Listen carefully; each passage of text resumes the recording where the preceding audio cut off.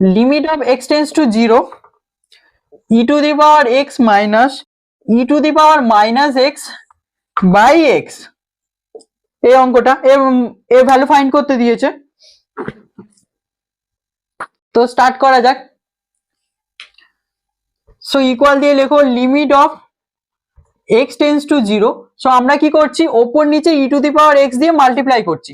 তাহলে ফার্স্টে e to the power x by e to the power x আনলাম।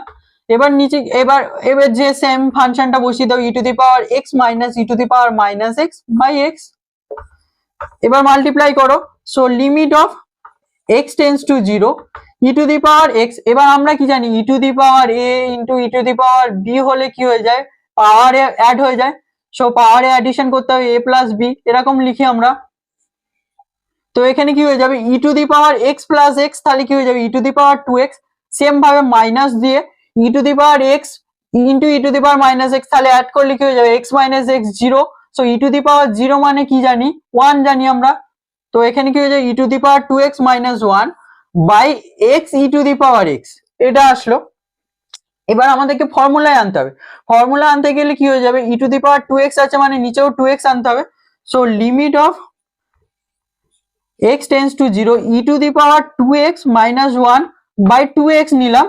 তো 2 উপরে 2 নিচে জোর করে এনেছি, তাহলে উপরে একটা 2 দিতে হবে যাতে ক্যান্সেল আউট হয়ে গিয়ে উপরেটার সাথে সেম থাকে।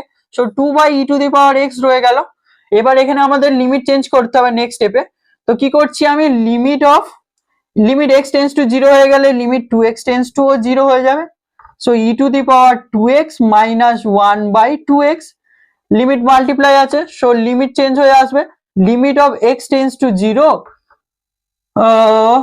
2 by e to the power x. এবার দেখো এটা কিন্তু আর 0 বাই 0 ফর্মে নেই, কারণ এখানে যদি এক্স এর ভ্যালু 0 বসানো হয়, so e to the power 0 মানে 1।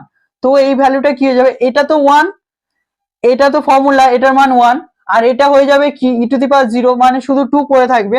তাহলে অ্যান্সারটা কি হয়ে যাবে, শুধু 2 হয়ে যাবে, এটা অ্যান্সার।